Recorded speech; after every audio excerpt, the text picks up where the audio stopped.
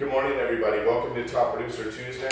It is Tuesday, November 15th, the week after the election.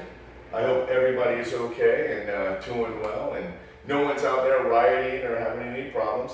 Let's support our elected president-elect and move forward and focus on the business for the remainder of this year and into next year. Today we have got a really great session for you from a information, training, and learning standpoint.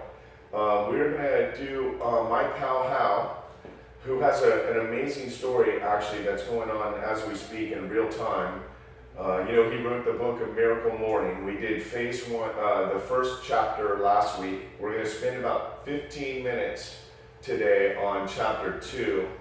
And this is the first chapter. If you hadn't seen last week's Top Producer Tuesday, was the adversary that he went through in his life before he got to the point where he is right now as a national public speaker and a personal productivity coach and a corporate productivity coach. Bad accident, almost died, in fact died 2 times technically, was revived. Young guy with nothing but his life ahead of him, and he refused to give up. So today, last week you heard about that part of the story where it was horrific. It was horrific, and but he persevered. He came through his medical problems, multiple broken bones, very serious injuries, and then now we're going to get into his learning that he had in that experience, that he's sharing with, and quite frankly is one of the best self-productivity books that I've read, that our agents have read. The reviews on the book, it's a national bestseller from such a young guy, but his points that he makes, the vision that he has on how to take your personal success and productivity to a new level is really extraordinary. So we're going to start there. And then afterwards, I'm going to go through one of the most, I was telling someone this morning that I went through, and we missed a Top Producer Tuesday. I don't know if it was a weather-related thing or a travel-related thing, but we had postponed a Top Producer Tuesday in March or April of this year. But the content was about it was about a field guide, a resource guide for not just new agents, but middle term agents coming back into the business, and top producing agents, a field guide resource kit that truly can help anyone in any stage, whether you just got your license or whether you are doing 3 to 4 deals plus a month. Guarantee you will walk away today with something that you can go back and follow up on and find more information and learning and developing your skill set for negotiating or finding more clients or branding or personal marketing or writing contracts or closing deals. So I'm really excited about today's session. Francis and Samantha will end up today's Top Producer Tuesday with some tools for you to use and some broker news that applies to everybody in Florida.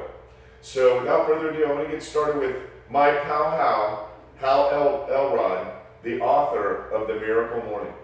This is where we left off last week.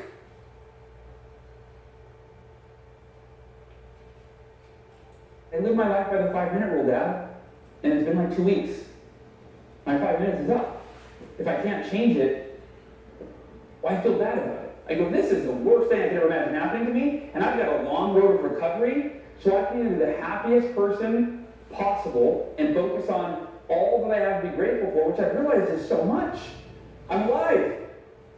I have unlimited opportunity for the future. I have you and Mom and Dad and my sister, and I have so much to be grateful for that nothing's worth feeling sorry for myself about, because that doesn't do anything. It doesn't add value. Putting energy into wishing I could change the thing that I can't change, that my leg wasn't broken, my arm wasn't broken, that I have 14-inch metal rod in my leg, got screws in my elbow, plates in my eye. I still to this day have all of that. I thought, and I told my dad, there's just no point in feeling sorry for myself and feeling bad about it, because that doesn't change anything. And I told my dad also, and I didn't share this earlier today, so here's a little bonus lesson for you guys. I said, Dad, the 5-minute rule, I don't even abide by it anymore. I live by the 5-second rule now. Because after I practice this for a long time, and it shifts the mindset where I go, okay, I can only be frustrated for 5 minutes, okay, and then now I'm going to accept it. And it's like, I go, wait a minute, I didn't enjoy those 5 minutes as much as I thought I would, but I feel better now that I've accepted it. So I got to the point where 5 minutes became really long. I go, gosh dang it, this sucks, why did this happen? I still have 4.5 minutes of this? Like, this doesn't make sense. God. Right, so I said, Dad, it's the 5-second rule now, where I go, gosh dang it, why did that happen? Okay, what can I do now? That's it, can't change it, what can I do now? I said, Dad, I'm working on making the 5-second rule, and I said, ultimately, my goal, Dad, is to accept life before it happens. Meaning, I'm really working on making a decision that anything that ever happens to me in my life, once it's happened, I will accept it as it is, decide how I want anything that to be different, but accept the thing that I cannot go back to the past and change. Because think about that, well, what can you change, what can't you change? You can't change anything that's ever happened to you in the past. But almost all of our emotional pain is over that. Might have happened 5 minutes ago, right? But it's like it already happened. You can't go back and change it. So accept it as it is, be at peace with it, and then focus on, okay, can't change that. But where do I want to go, and what can I do to get there? And that was the attitude in the hospital. I want to walk again. And I told my dad, I said, look, Dad, I know you and Mom were really worried about me, and, when the doctors sat us down and said I may never walk again, my parents started crying, they were crushed, and I was just kind of trying to process it all. I said, I've already decided, and you need to tell Mom this. There's only 2 possible outcomes in terms of me walking again, and they're both positive. Number 1, I never walk again. And I've already decided, since I can't change that, if I can't change it, I'll be the happiest person you've ever met in a wheelchair. Because the alternative is being the most miserable person you ever met in a wheelchair. Like, it doesn't make sense. And I said, the other option is, and this is what I'm betting on, Dad, the doctor said 6 to 9 months from now, I could reassess. Maybe my body will heal in a way where walking may become a possibility, and I could start therapy at that time. I said, that's what I'm betting on. I will put every ounce of faith that I have in myself, in a higher power, in my doctors, every ounce of faith that I have will be unwavering that I will walk again until I'm absolutely proven otherwise. And my dad said, are you sure this is really how you're feeling? You're sure you're not in denial? Right? And I said, don't tell the doctors that they have it backwards. They think that I'm pretending to be happy because I can't accept my reality. You can tell them, I'm really happy because I accepted my reality. And yes, that's one of the greatest lessons, and we'll put some slides and stuff on the board moving forward, but like the greatest lesson that I learned, the 3 greatest words that I learned out of this accident are can't change it. Doesn't matter if it's you're told you may never walk again, or when I'm in traffic. And I used to hate traffic. Anybody not like traffic, by the way? All right, this has been a game changer for you. Okay, this is why you came tonight. There's a divine purpose in you being here, and it's the next 30 seconds of my message. So I used to hate traffic, right? I'd be in the car and go, and this is, by the way, the metaphor for life. Past, present, and future. Think about being in traffic. You left the house late. How do you feel about leaving the house late? Frustrated, right? Stressed, you're wishing you would, gosh, why do I do that? Or if somebody's in the car with you, by the way, right, it's really easy, you're like, yeah, you always make us late, right? You always blame them. It's really easy. Why do you always make us late? So, you're sitting there in the car, and or on the subway, wherever you are going, you're creating emotional pain over a past that you can't go back in time and change. Then you hit traffic, and you go, oh, come on, go faster. Riding their butt, like that does something, Right? You ever find, like, if you get frustrated enough, it clears the cars in front of you. You're like, it worked, I got really pissed off, and they all just got out of it. No! So it's senseless. So we create emotional pain over a past that we can't change. We left the house late. We create emotional pain over the present moment that's out of our control. And then we project ourselves into a possible future, a consequence that may be out of our control. My boss will be upset, my spouse will be upset, whatever it is. And we get worried. Oh my gosh, I'm so upset. We create this resistance to something that may or may not even happen. And I love that traffic metaphor because we create emotional pain every day we do this over the past, the present, and the future. Some people are suffering today over things that happened when we were children because it wasn't fair. and we didn't deserve it. And so we somehow think that that is the reason that we justify feeling bad about it. But once we accept that thing, yeah, it might not have been fair, it might not have deserved it, it might have been the worst thing ever, and nobody deserves things that have happened to us, or that have been done to us. But that doesn't mean you have to keep suffering over them. You accept them. All things you can't change, and you're at peace. And so now when I'm in the car, it's very different. Now, I'm driving the car and I go, well, I'm not late, can't change it. Traffic, can't change it. I'm going to be late, there might be a consequence, can't change it. So what can I do? I can enjoy the ride. I think it's the greatest car ride of my life. Every car ride, every time I hit traffic, I think, how can I be more grateful than I've ever been before? I call my car the Gratitude Mobile just to remind me that whenever I have nothing to do in there, if I'm not listening to an audiobook or I'm in traffic, I'm just going to be grateful. It's one of the greatest things to do. It's almost a gratitude meditation. And I don't just see there's a difference, by the way, between intellectual gratitude and deep, heartfelt, soulful gratitude. Intellectual gratitude is like, well, of course I'm grateful. I'll tell you what you're grateful for. My family and my friends and my life. Like up here, you're like, yeah, of course I'm grateful. Then there's deep, heartfelt, soulful gratitude where it puts you in tears because you think deeply and you feel deeply how blessed we all are to have so much that we take for granted. Relationships, material things, like we have a roof over our head, we have clothing on our back, we have most of us have jobs, there's so much to be grateful for that we take for granted. And so I decided to accept what I could have changed, which was that I was in a car accident. And I decided to focus on being grateful for everything I had and thinking about positive about what I wanted. I wanted to walk again. And if I couldn't walk, I was willing to accept that, but not until I was proven that I couldn't walk. Power of positive thinking, call it what you want, but 3 weeks later, this picture was taken. And the doctors came in with routine x-rays that morning, and they said, Mr. and Mrs. Elrod, Hal, we've got some good news. Your body is healing incredibly.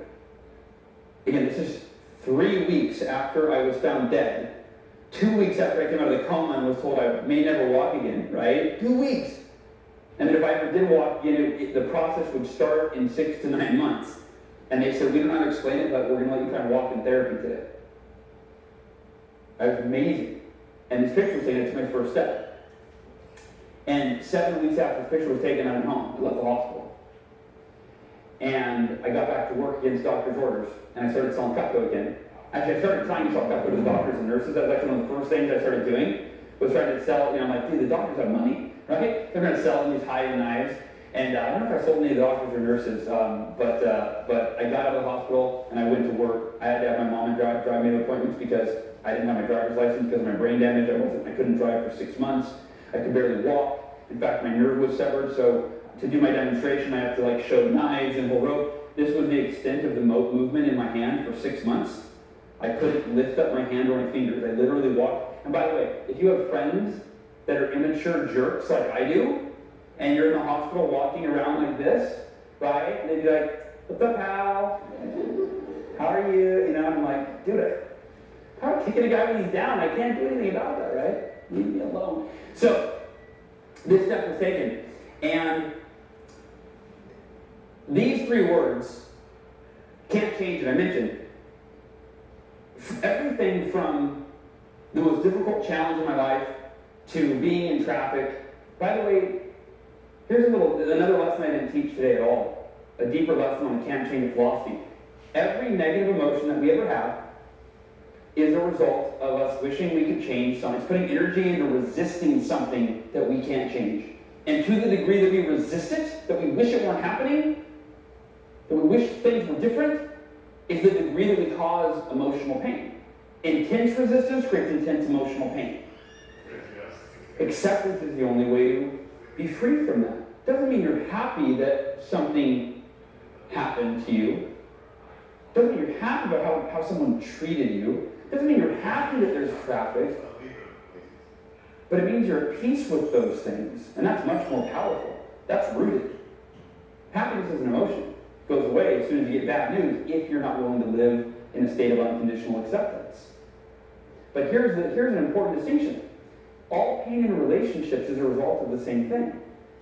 See, this is not just applicable to adversity in your life, or challenges, or obstacles, or difficult circumstances. No, think about your feelings about another person. Where does frustration come from? I wish he didn't do that. Why does he always do that? How come he never listens? You're not accepting them as they are, or accepting what they've done.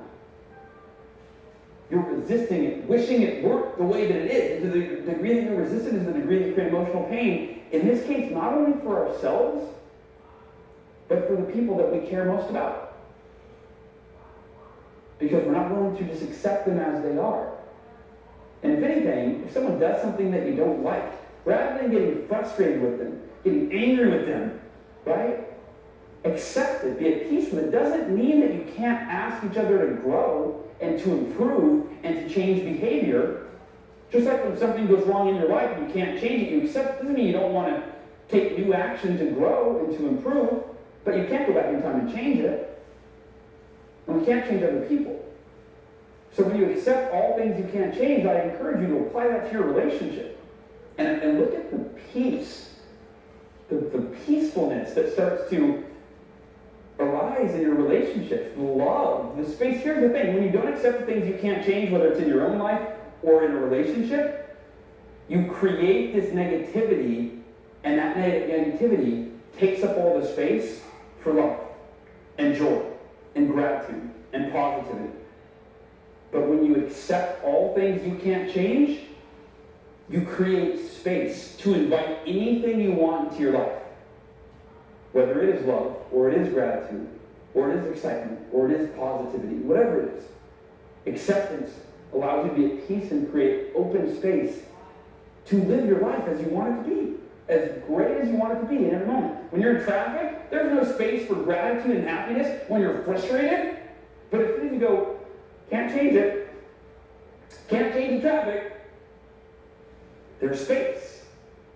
You go, interesting. All the negative emotions I normally feel in this situation are gone.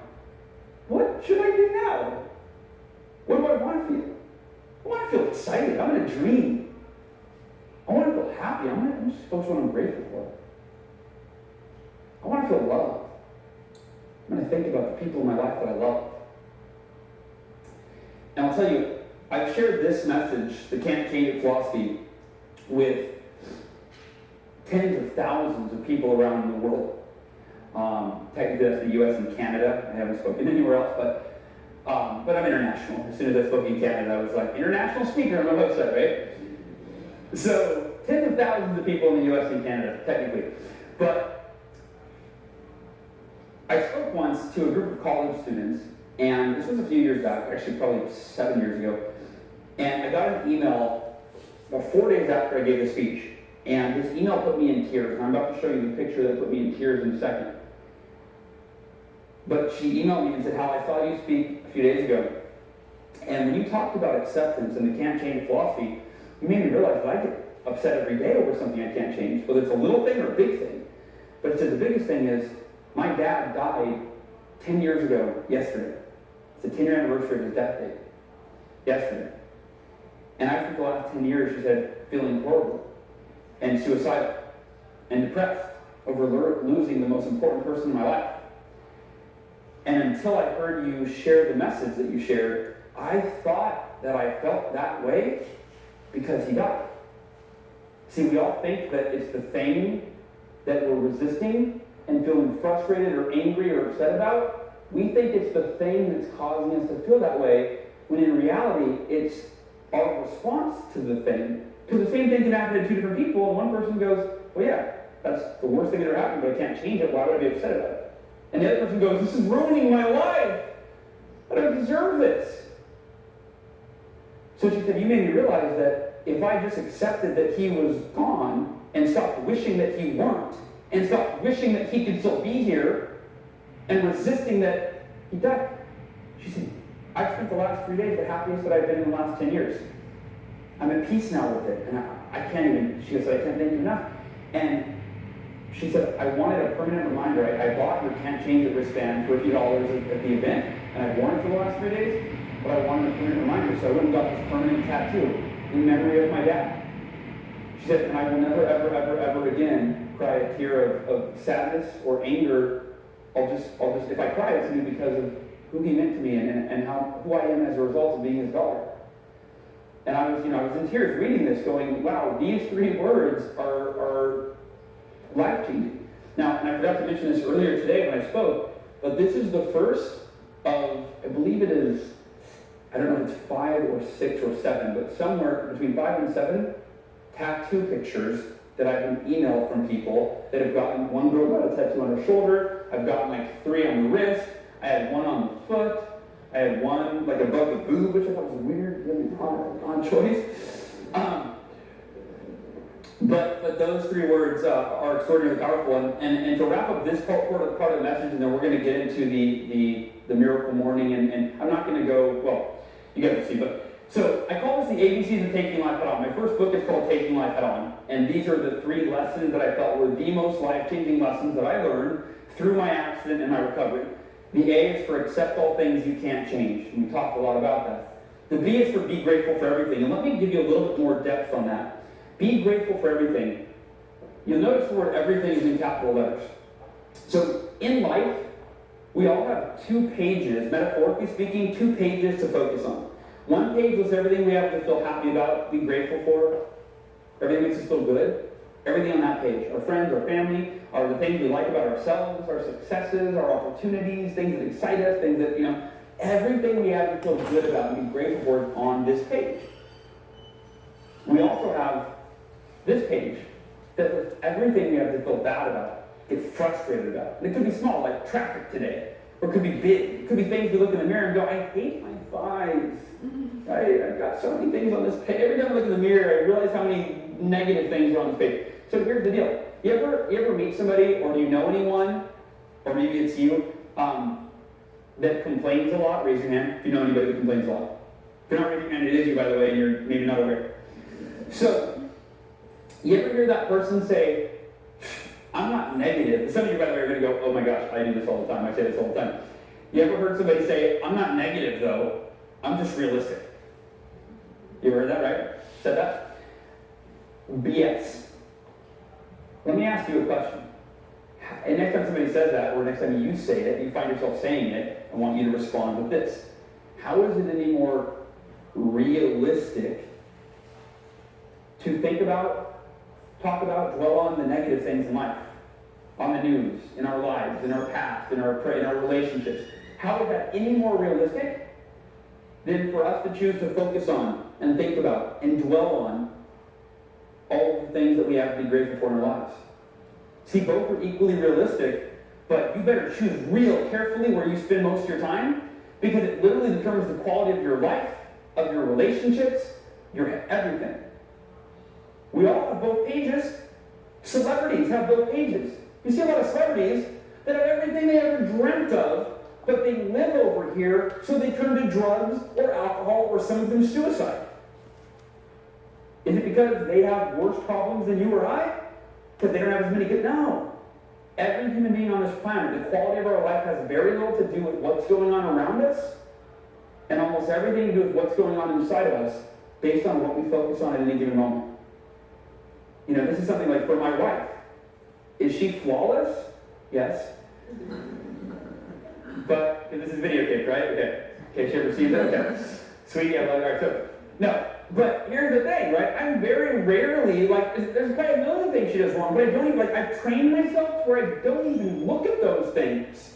She actually thinks she is the perfect wife, I think. Sometimes I have to bring her down to earth, because I just focus on, like this. All she hears from me is praise all day long. All my kids hear from me is praise. Not that I discipline them, especially my wife, I have to discipline her sometimes. No, I'm just kidding.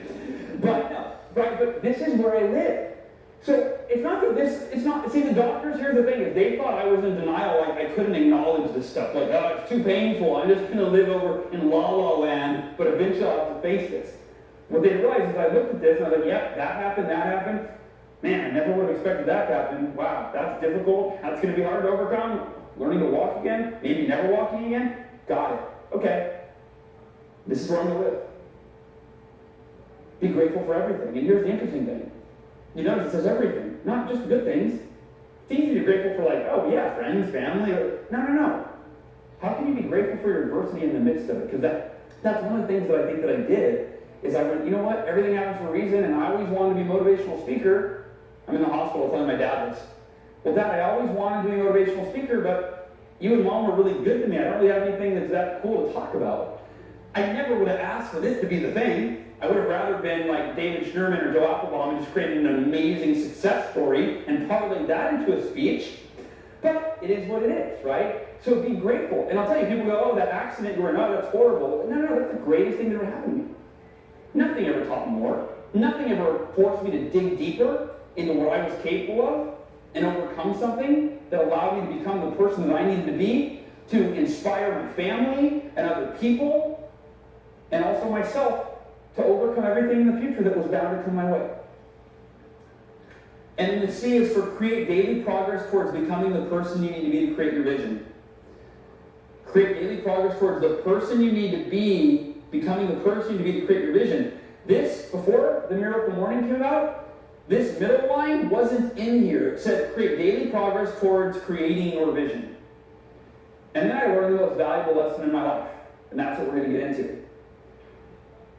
Is that it's not what you do that matters nearly as much as who you become. You work towards a goal and you don't reach it, most people think that's a failure. Not if you really gave it your all, because you became the type of person that can give it their all in future circumstances and endeavors. Who you're becoming is far more important than what you're doing, and yet, it's what you're doing that determines who you're becoming. So my second rock bottom, which you see surprisingly worse than the first, most people, they go, whoa, how do you get worse than dying, right? Mm-hmm. So in 2008, the U.S. economy started to go downhill. It felt like almost overnight. I had just bought my first new house. I had just bought a new car. I was like, life was good. My business was thriving. I was a success coach. And almost overnight, I lost over half of my clients because when they were debating, okay, pay the mortgage or pay Hal, who's a really nice guy, and if I tell him a sob story, I guarantee he'll let me out of my coaching contract, right? That was an easy one for them. So I let all these people out of their coaching contract. I lost over half my income. I couldn't pay my bills, couldn't pay my mortgage, was $50,000 in credit card debt, and stopped exercising completely because I woke up and worked all day long until I went to bed, and I was trying to survive. My relationship was declining because I was depressed and I was stressful. I lost my house that I just bought a year and a half earlier. And 6 months of this downward spiral that got worse and worse and worse. And the reason I say it was harder than the accident is because of the accident, it really was rock bottom. Like, okay, I died. I can't really go any lower. Like, the only place to go is up from here, right? But in 2008, 2009, I was like, oh my gosh, another client canceled. What am I going to do? So much fear, so much uncertainty. It can't get any worse. Please, God, don't let it get any worse. And then another client canceled. See, that's why it was so difficult. It's like the uncertainty of, it just keeps getting worse. By the way, anybody around in 2008, 2009, remember those times? That wasn't just me going through that period, was it? No? Okay. So, after all of this, my wife, 6 months of this, she finally goes, Hal, sweetie pie, I love you, and I don't know what I can do to help you, so I feel like you should reach out and get help from someone, get advice from someone. Because see, I didn't tell you the important part. I was a success coach, right? So how could I call you? Hey, I'm failing miserably. Do you know anyone that needs a success coach? Right? So I was like insecure about being vulnerable to people about what I was going through because it was against my identity. I'm a success coach and I'm failing miserably. And so she said, call your friend John. John, very successful entrepreneur, he's now a CEO, very young CEO. And she said, John is brilliant, he's a genius, he loves you, he's not gonna like tell people, you can trust, and he cares about you, and I'm sure he can help you. And it clicked, I'm like, gosh, you're right, why didn't I do that a while ago? And I finally got on the phone and I called John, sitting at my desk in my office, and I'm ready to take notes, and I think, okay, John's gonna have the answer, like 1, 2, 3, help me, this, and this, boom. You'll fix your business. You'll turn it around and make money. And I called John. I said, John, hey buddy, I got to talk to you, man. I really like serious talk. You have a few minutes? He said, yeah. What's going on, bud? And I told him, I unloaded, I told him everything. And I'm sitting there, I've got my computer open, I'm taking notes. Tell me how to turn this around. I will do anything you say, man. I'm desperate. I'll do anything. And I'm ready for this prolific business advice. And he goes, no. Are you exercising every day? I was like, what the hell does that have to do with anything? Are you listening to anything I'm saying? No, I'm not exercising every day. I'm depressed, man. I can't get out of bed. Don't make me say it out loud again. He said, no, Hal, I'm not kidding. I'm serious. I'm listening. He said, you're a smart guy.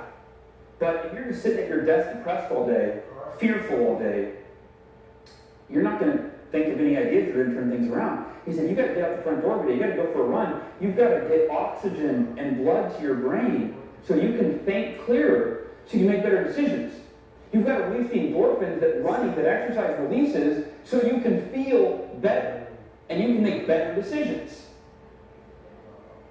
I said, John, I hate running, dude. Give me anything else to do. He said, very serious. He said, what do you hate worse, running or your current life situation? I was like, all right, screw you, man. I'll go for a run. Okay, what do I do on that run? He said, listen to self-help. Grab your iPod. Listen to a self-help audio, an audiobook on success, on mindset, on business building, on anything that can give you new ideas while you're in a peak mental and physical state, right? You're running, the oxygen's flowing, the blood's flowing.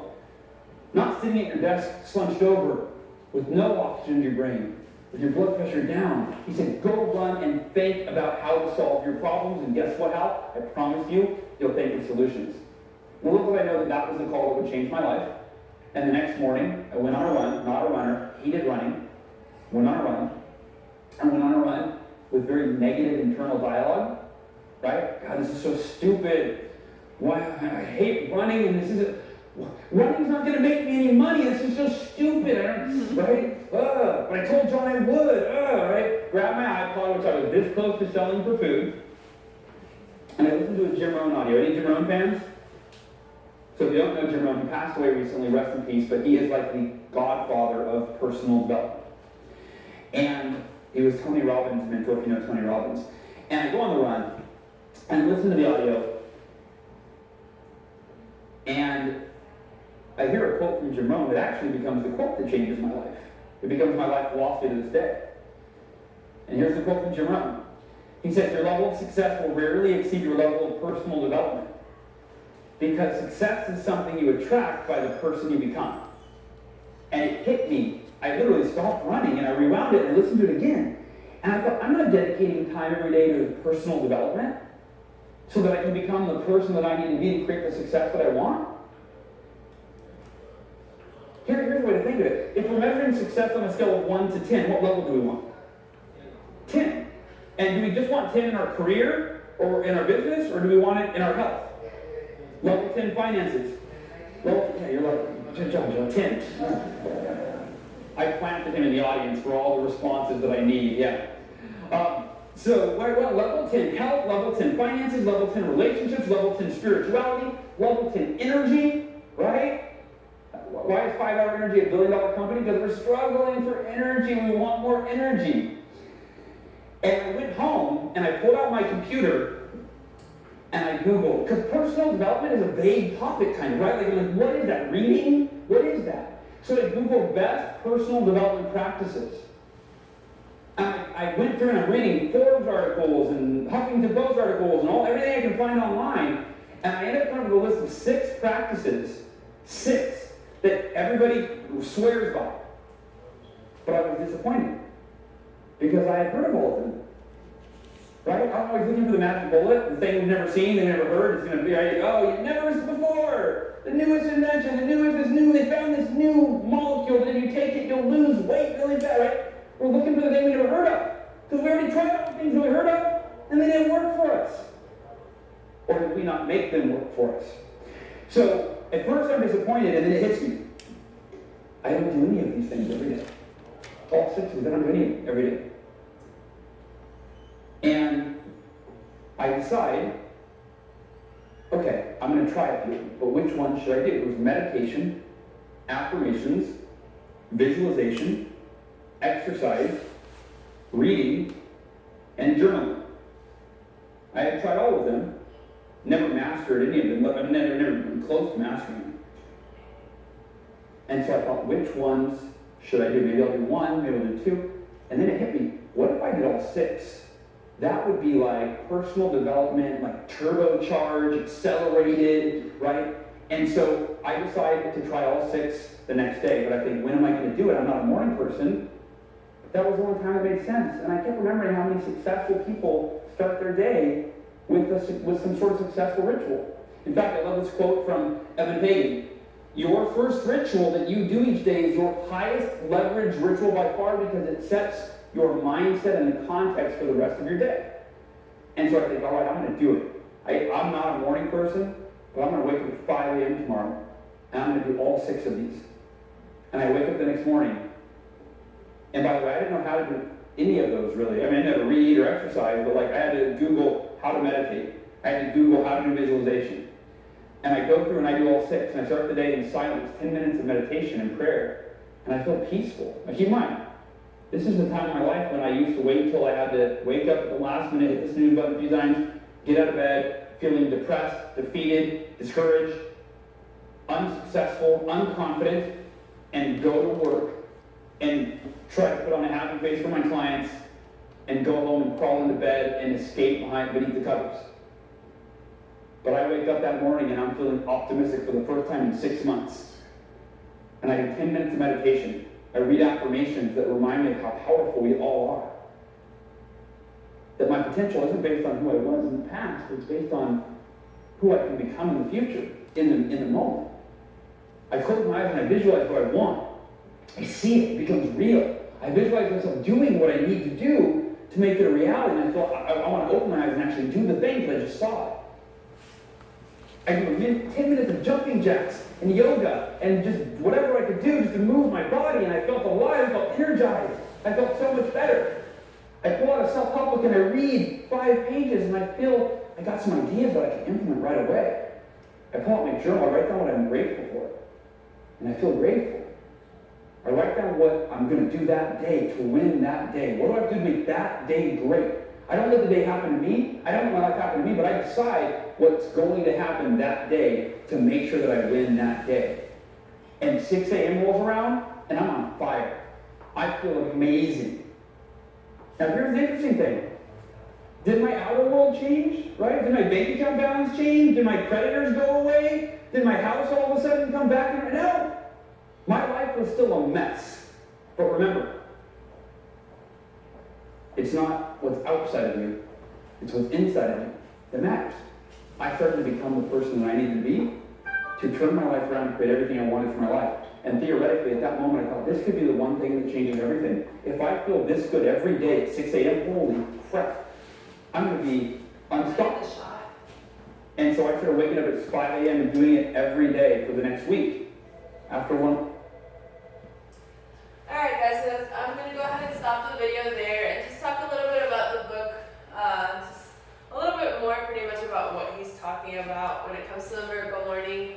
Reggie obviously mentioned that it's one of the best books we've read when it comes to personal development. So we wanted to share it with you guys so that we could share the ideas and how it's helped us and what we've gained from it.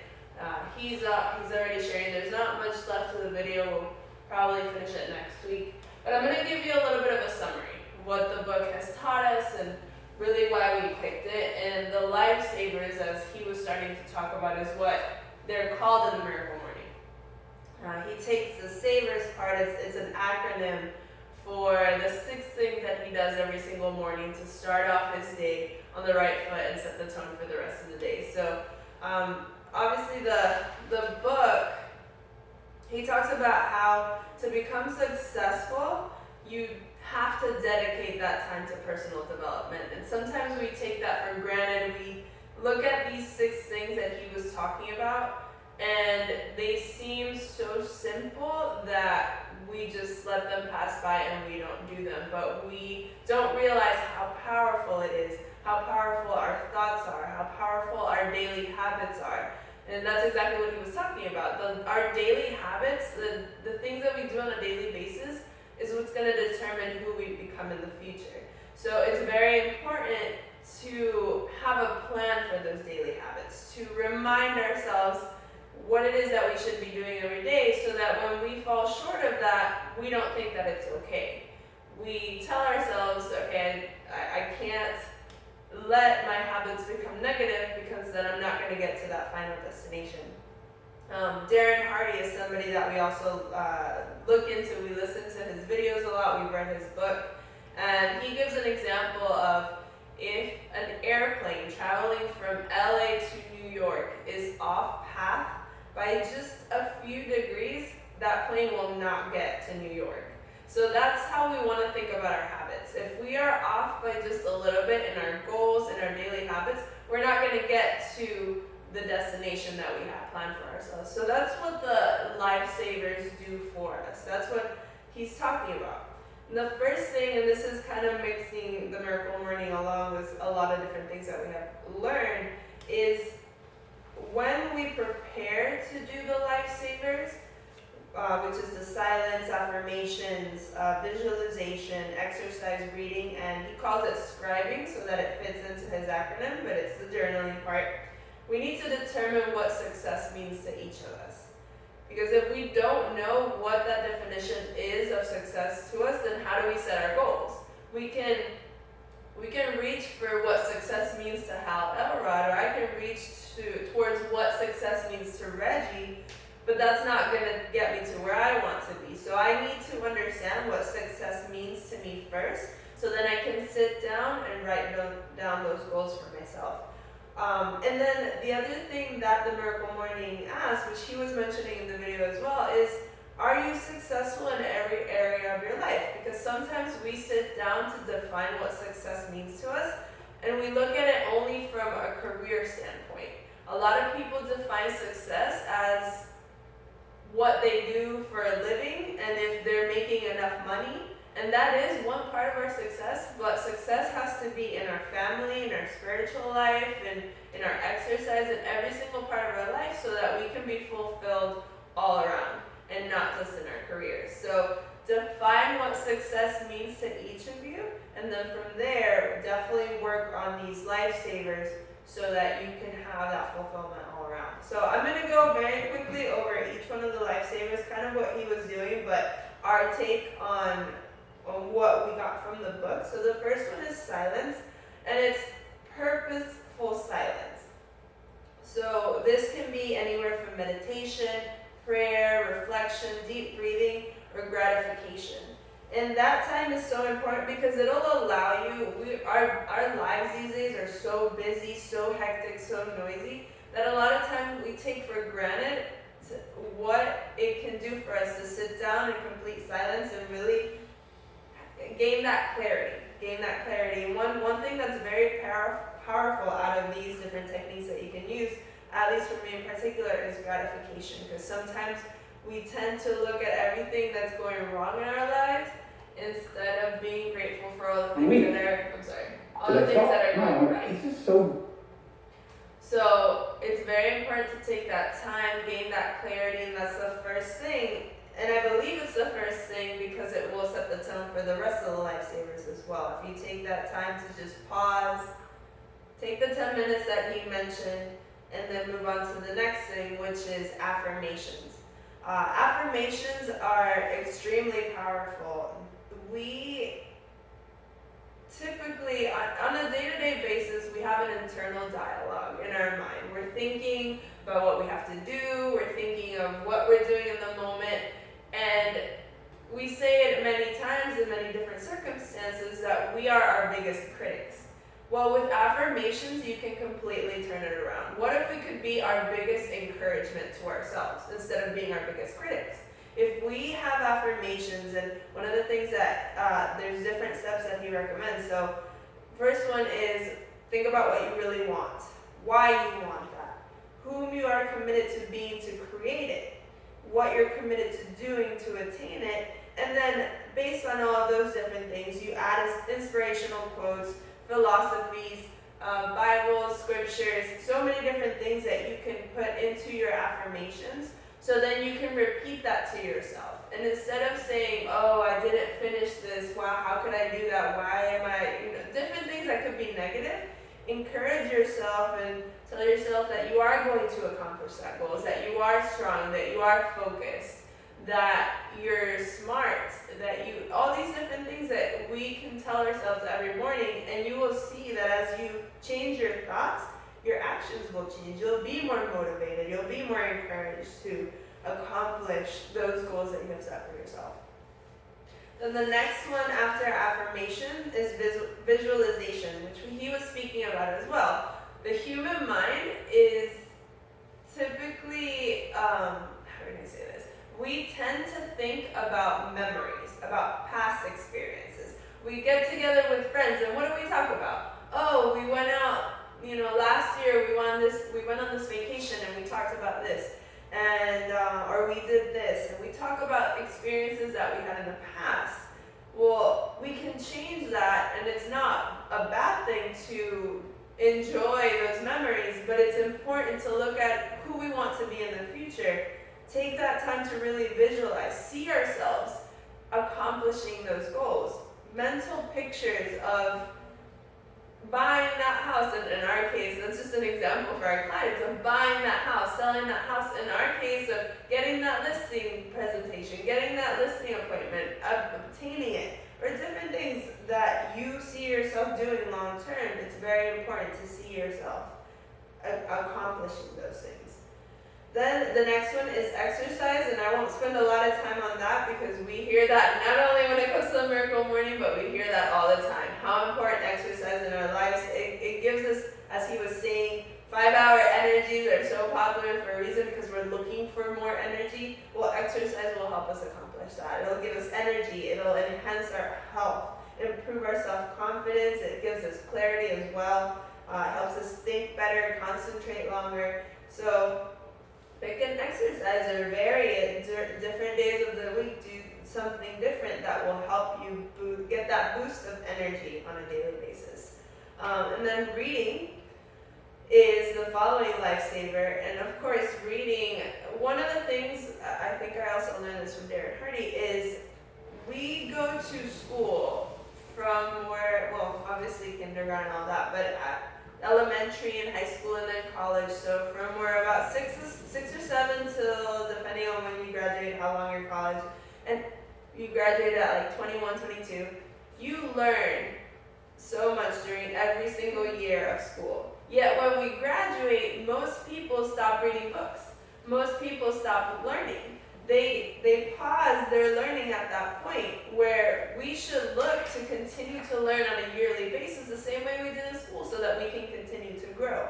So this is a very important part of the lifesavers because you want to continue to acquire knowledge in different parts, whatever is going to get you to those goals. As obviously in the real estate business, we want to have personal development, but also books about real estate. What are the top people that are writing books about the industry doing that can help us get to that next level? So continue to acquire knowledge, ideas and strategies, and we don't want to stop learning. So aim for reading 10 pages a day. That's it, just 10 pages a day, and it'll be improving, it'll be adding to the knowledge that we already have. And the last one is scribing, which is journaling, writing about all the different things that you are doing with all of your other lifesavers, putting it on a piece of paper, because later on, or let's say you're having a bad day, you can go back to that. And if you need to remind yourself by reading those goals that you've set for yourself, by reading the lessons that you've learned through your visualization, through your silent time, you will have that and you will be able to look back on it and then motivate yourself even more to push yourself to even greater goals. So those are the lifesavers. That's what we are focusing on this month in the book of the month that we're reading. Be encouraged to pick up a copy yourselves, or as Francis mentioned last week, Audible is awesome. It's $14.95 a month, and with that you get a book every single month. So the Miracle Morning could be this month. We'll be recommending a different book next month. And if you get done with the Miracle Morning quick, just ask us, send us an email. We have plenty of books that you guys can look into that have helped us a bunch. So I'm gonna pass it on to Francis.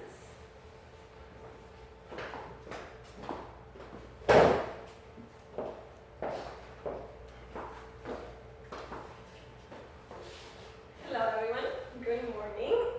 I just want to touch a little bit about what Samantha was talking right now, and one of the interesting things about the Miracle Morning is he studied different things from different mentors for a long period of time. This is a young guy that was very successful in his younger years, and he realized one thing, and when the thing that he realized is there's a lot of information out there, but there was one thing that really changed his life, and it was just changing his morning routine. So yes, there's little things that we can do throughout the day. We can maybe do better by having better task management or time management, but at the end of the day, he said, just by having that extra hour a day, I'm in the top 5% of people out there, because I'm ahead of you. By the time you wake up and you get to work, guess all I have done? You know, I have read, I have done some scribing, some affirmations, I have done exercising. So that's why we picked this book, because we believe that's the one thing that if you take control over, it's usually the only hour that you have for yourself. You know, most of the time we go to work, then we have kids and life and husbands and wives, and we get into the busyness of life, but then we don't have time for self-development and really dedicate time for ourselves. So that's why thank you, Samantha, for really going through those topics, because it's so important that we take control of our morning. Well, last week I was talking about branding, and I gave everyone an assignment, and you better remember. What was the assignment? The assignment was that you were to do a Facebook Live. In that Facebook Live, I only wanted you to do some type of marketing, anything at all. Whether you were showing a house, signing a contract with a client, doing an open house, whatever the case may be, but let the public know. Let people know what you do for a living, right? I have several people, even in people that I socialize with, that I never knew they were in the industry of car business, or they were selling insurance. And it really, I had to dig down to find out what they did for a living, right? And sometimes as realtors, we do exactly the same thing. We meet people, and because we maybe not taking it seriously yet, and we're not there yet, and we're not vocalizing that this is our career. This is what I do every single day. Yes, I am a mother. Yes, I might, I have a husband and wife and kids, but I'm a realtor, right? And I chose to become a realtor. So let people know, and one of the main things that people are using out there is Facebook Live. Well, last week, Reggie and I were doing a listing together, and we were fortunate enough to pick up the listing on the spot, so we walked to the property, and I didn't do Facebook Live, but I did a video of the property, and it went on Facebook, so I'll be probably posting it online so you guys can see it, but, at that moment, when I was looking through the listing appointment, I realized, hey, if I'm preaching this, I have to do it myself. So what better opportunity to show the world, listen, we just got a $350,000 listing. It's a beautiful condo in Altamont Springs, and before it goes into the MLS, let me show the world what I'm doing, right? So I want to talk about marketing and branding. And one of the things that we need to consider is social media. And I go back to social media because it's so powerful. Right now I was reading Realtor Magazine, and it had the top 20 agents in Orlando under 40 years old. And when I was reading through everyone, every person was saying technology, I'm tech savvy, I'm social media, techie guy, and this is what I do, and this is how I market. And it was resonating over and over and over that if you're not taking control of your personal branding in social media, you're wasting your time. Yes, you can have some traditional real estate, but you're throwing away 80% of the market, right? So having a bad social media reputation, it's bad. As a realtor, you have to be conscious why you're posting in social media. And it goes with your personal life, You know, it's okay that you're having dinner with friends, but then show pictures that you're partying until 3, 4, 5 a.m. in the morning, right? And then the next day go to work. It's just at the point that we are as professionals, we need to make sure that our branding social media is in the right track. So then I was doing a social media kind of workshop here a couple weeks ago, and he was talking about it has to be 80% personal and 20% business. So you can be overwhelming people with just business, because they're not gonna take you seriously. They wanna know you. I wanna know who's Henry. You know, show me that you're a veteran, right? I saw those pictures on Facebook about you spending time with your family. Those are the things that we wanna see. We wanna see, yes, he's my realtor, but this is what he does. He has grandkids, and it's beautiful, and I get to know that personal connection with my realtor. The next thing that people don't do is they don't listen to what people want, right?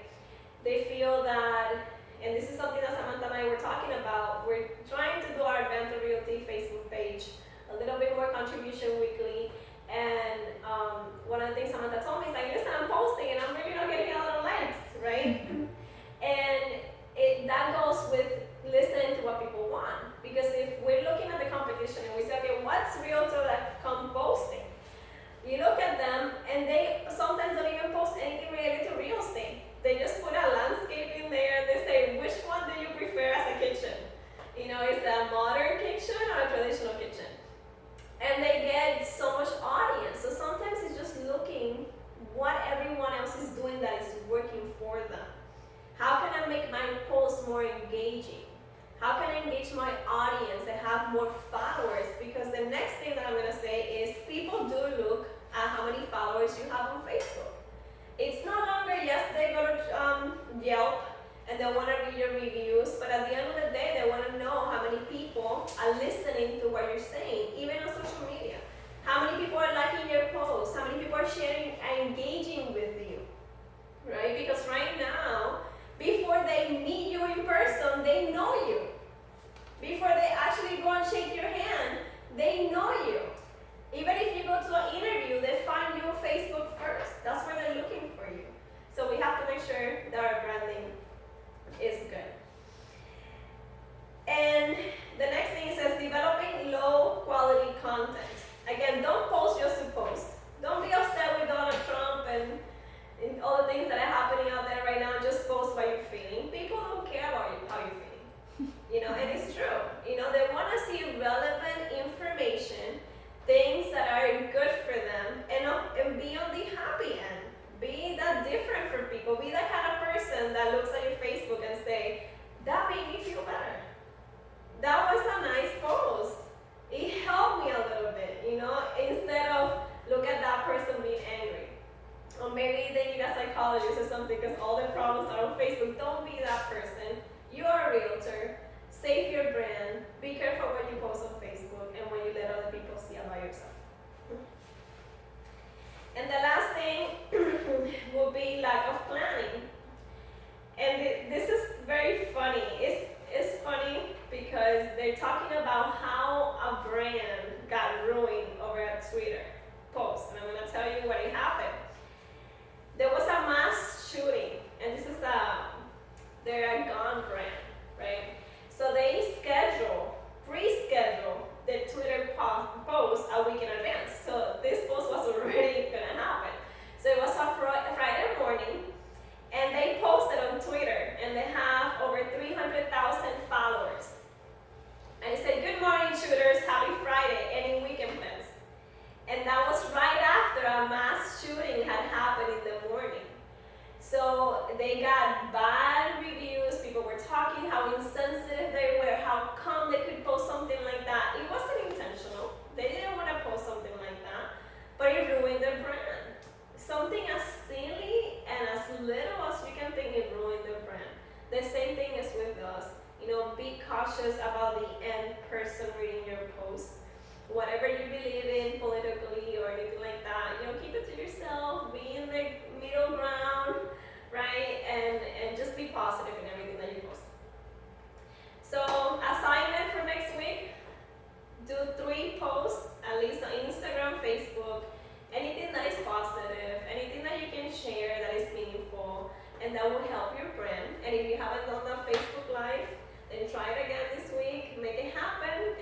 for you if you have any questions. I'm gonna give it up to Randy right now.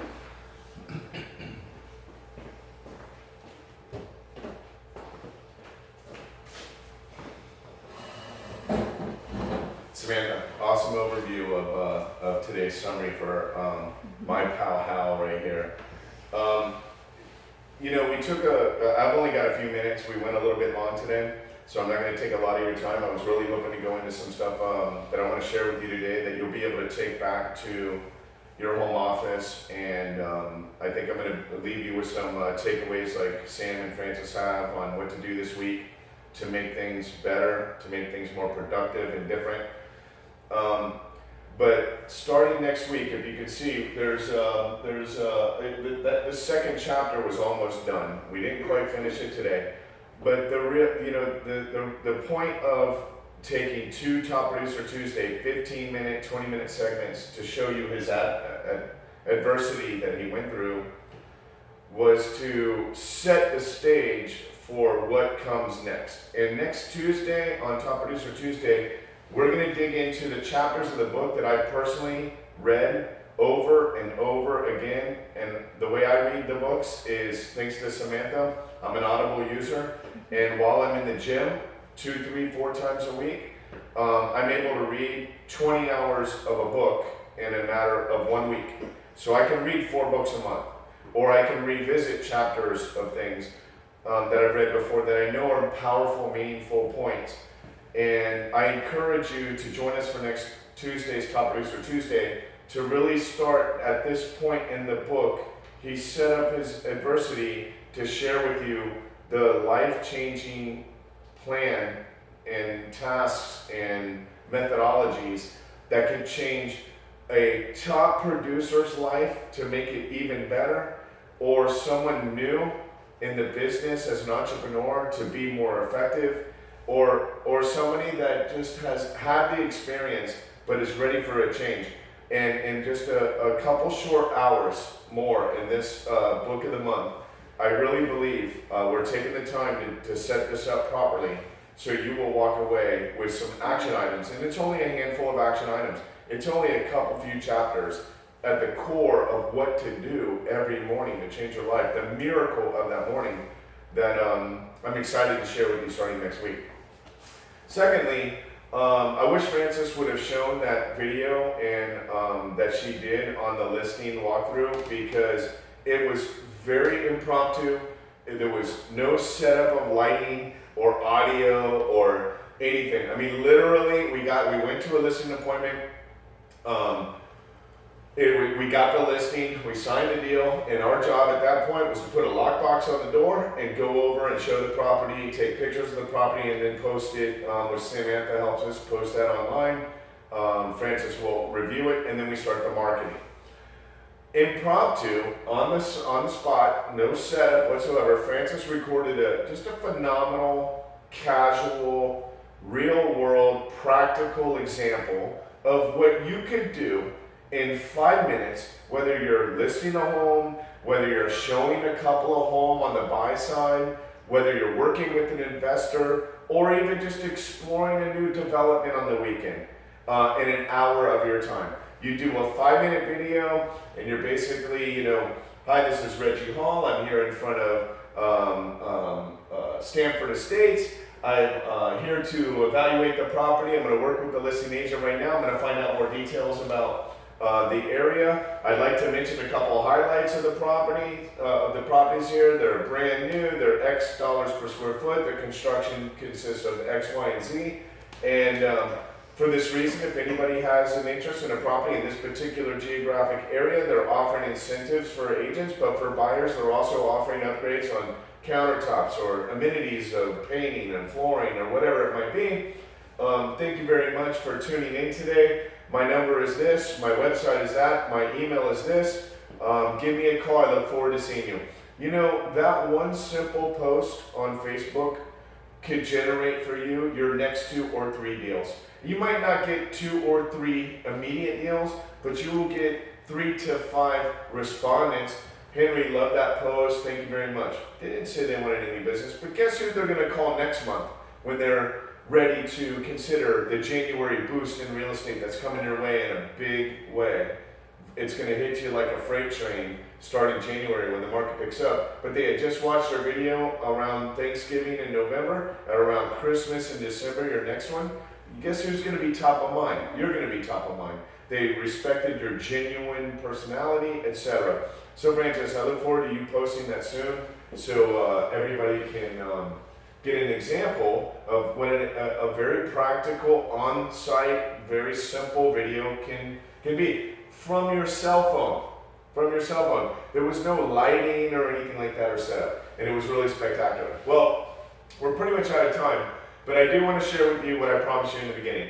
To what Francis was saying, I also did a very similar thing, and I looked at Realtor Magazine. So this is this year's 30 under 30. She was doing 40 under 40. And you know what Francis was saying, so I only picked two, and I only picked the Florida realtors because there's 30 of them in the article in Realtor Magazine this year, but there's only two of them from Florida, and I'm not going to go into the great detail, but basically, you know, this is agent that has no more skills than anyone here, has no more advantages than anybody that we have on our team or you listening. Whether you're with us, Advanta Realty, or you're listening right now from another brokerage, the reality is that every day I learn something new by going through the process of writing and reviewing contracts, negotiating deals, overseeing the inspection process, and conferring with the title agents, attorneys, and lenders. So essentially, back in our day, and Henry, you'll remember this too, it was lead to visit, visit to offer, offer to open, open to close. So there's a 4-step process. She basically just said, how I learn is I get out there and I do those processes. I get out there and I find buyers, I write the contract, I follow through to the end. And as a result, she's with close to 100 agents working at in her team. She can ask questions, and having the opportunity to hear about various circumstances, how seasoned agents resolve and work through their deals is very invaluable, which everybody here has the same capability with our team. Secondly is Jonathan Spears. With a background in finance, I've created a niche in helping real estate investors, which is a different vertical, structure the real estate portfolios with resort-style properties that produce top-tier gross annual rental income.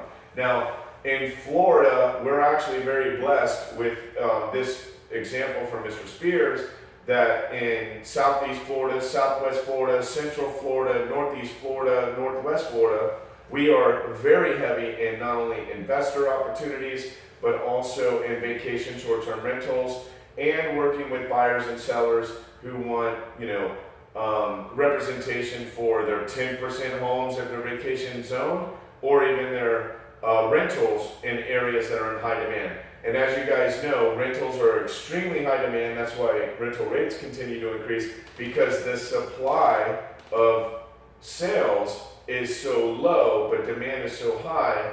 Right now, I think Jonathan's just a perfect example of, this guy, he did, so he's in Destin, Florida, by the way, if you're reading this right now. Destin's in North Florida, in the Panhandle, Fort Walton Beach, Destin area, Panama Beach, Pensacola.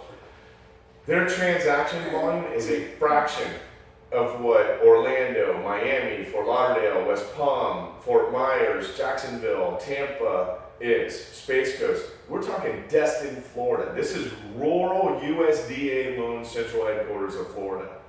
And this guy is in the top 30 under 30.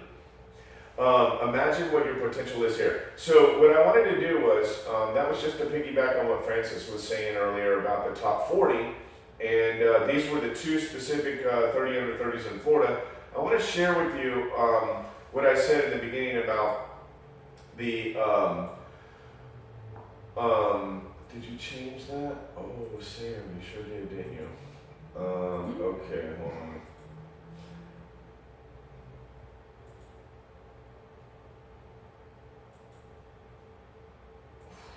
Okay, so I want to share with you the, it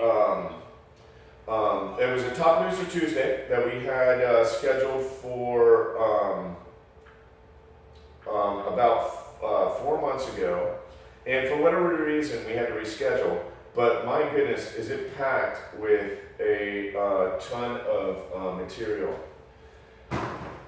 And I'm probably going to have to share that with you next week because I'm not prepared right now to show it to you because for some reason it's not on my computer right now. Hold on one second here. What it is basically is just 2 months ago, Realtor Magazine has a new agent realtor guide. So let me see if I can find it real quick here. Yes, this is it. Okay. All right. So what it is a field guide to being a new realtor. Now, this is not the reason why we picked this a few months ago was because it doesn't just apply if you just recently got your license. If you were a top producing agent, a middle of the road agent, you left the business, came back again, regardless of your status of your realtor. This particular field guide is one of the best resources I've found.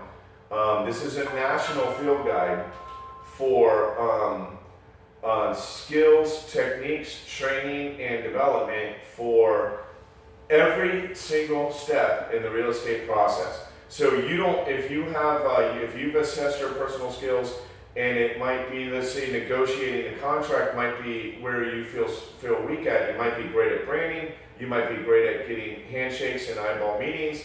But when it comes to the kitchen table listing presentation or the contract presentation, maybe there's a fear and anxiety there or a skill gap. This field guide is a phenomenal destination. I don't have time to go into all of the details that I had planned to today, but it was just updated a couple months ago on August 2016, and I'm going to share with you a couple things. Number one, for your first year in real estate, this is after 6 years of studies from the National Association of Realtors. This is the very simple guideline of what a first 9 months in real estate would look like, right? Well, I want to share with you, the reason why that I'm showing this is because I know a lot of you are top producers, a lot of you are doing deals every month. But what's interesting is that after your first year, if you stay to Samantha's point about setting up disciplines and rituals and morning tasks that establish your day, and then that follows over into your weeks and then follows over into your months, what you will find very interesting is that when you learn your neighborhood and become a master of your farm area, and then you have the tools, and when we talk about the tools, they're talking about buying tools. We provide tools for you. There's other tools out there. There's snail mail that could be a part of this. It could be additional marketing on like LoopNet or other services, not just the CRM, photography-based services, video-based services, whatever you need to build your vision to understand your neighborhood, it carries over to the next month, which is how are you going to use those tools to create your marketing plan, set your goals on a weekly basis, daily basis, and then acquire your clients. Now, in this process here, from learning your neighborhood, having your tools, create the marketing plan, execute your marketing plan, set your goals, and acquire your clients, you're going to learn in your first year pretty much all the mistakes you're going to make for the rest of the next 3 to 5 years. If you work with 10, 20 clients in a matter of 30, 60, 90, 120 days, you will learn how to write clients, how to acquire clients, how your goals affect your marketing plan, and your marketing plan affects your goals. Then, in your next several months, you develop your online presence, which is what the last couple of weeks have been about. We've done numerous things on social media marketing, hone in your listing skills, which listings govern your income, and then move into your income stream on a monthly basis that you can predict. And then in your final phase, you're finding and discovering what you like to do in real estate. There's too many options to do everything. You can't be a business listing expert, a commercial listing expert, a residential listing expert, an investor listing resale expert, a rental expert, and a waterfront expert all at the same time. It's just not possible. So over time, though, you will discover through this process your niche. And as you refine your niche, you will then deliver that community and your community your message within that niche. And then obviously there's a famous saying in real estate, if you quit learning, you'll quit earning. Now what's interesting about this is that this is the first several months in real estate. But what's really interesting is whether you're 1 year in real estate or 5 years in real estate, this process recycles. So then when you get to this point and you found your niche and you're really doing well, and then you're in the community at investor groups and community meetings and broker opens and association of realtor opens and new home developments, guess what? It recycles back. You will continue to learn more about your neighborhood. You will refine your tools. You will then refine your marketing plans and your goals to acquire more clients in the niches that you picked. And then you will go back and modify and continue to develop your online presence. And this process will continue year over year. So although it looks like a cartoon, it really is a dumbified, simplified manner of truly how you can expect yourself to go through the cycles of improving your real estate skills. All right, so take a look at that. But the real meat of what I'd like to cover is just the fact to let you know whether you're a beginner or a senior agent, a top producing agent over time. This first year in real estate example applies to all of us. And really there's not a whole lot there. There might be a couple things under the niche area that you might discover. Let's say if you did business sales or commercial sales. You know, your niche might have a couple more things here that say, I need to master LoopNet. I need to master how to build a website for a corporate property worth $5.5 million. That's not on this list, but you know what? That's finding your niche and then coming back and revising your marketing plan, setting the goals to present them to your clients. That's all it is. Last thing is this is the field guide to success for a realtor. Samantha is going to post this video. This video is going live, but on our Facebook page. For those of you that want some more information about what we talked about, we're going to post some links on there. I couldn't find, and I wish we were able to do this Top Producer Tuesday earlier this year, a better set of tools and destination for a library of success for a realtor. Again, I just want to remind you, it was revised by the National Association of Realtor in August of 2016, so just a couple of months ago. And what they did was they took the best examples from 2014, 2015, and 2016, and this is a living, breathing workshop field guide, and they replaced things that have improved over the years, but it's still one article and one destination that you can find everything you need. For example, skills and strategies every agent should have, letterhead templates, business letter templates. You know, I could go on and on. I just don't have time to go into this. Top 10 tips for overcoming procrastination. 5 reasons you won't make it in selling real estate, which opens your mind into some mistakes that a lot of agents make. Next is getting started in real estate, the 10 things to do before starting your career, and then meet the 2016 30 Under 30. That's where I pulled that information up earlier. Sales and marketing, my first year of articles and posting and content to give you ideas of where to start. The listing toolkit, a lot of this is on the Advanta Realty coaching site, but here is a national resource for a day-to-day skill set reassessment and training and learning library, finding your first clients, working with multicultural clients, branding and marketing, ebooks and other resources. Guys, every single one of these headlines are a link. I can go to, for example, under branding, which is what Francis was saying, the complete guide to building your personal brand. We covered this a couple of weeks ago. We touched on it last week as well. This is a complete book right now available to you that is extensively detailed, excruciatingly detailed on building your personal brand. What is it? Here's some examples of branding, and then here's some expert roundup quotes. Things like, what one action, decision, or choice has the single biggest impact in the growth of your personal real estate brand? Number one, if you were building an online presence from scratch today, what 3 things would you consider to provide the biggest return on investment on your time and money? Number 3, for those looking to create a strong brand online, which 3 online influencers would you recommend they follow? So I would love to have the time to go into those answers. The answers are here. This is just one example, and it goes on and on and on, of several solutions to branding.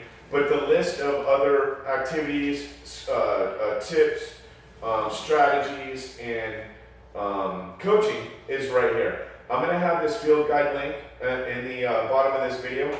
I want to thank you guys for giving us a little extra time today for Top Booster Tuesday.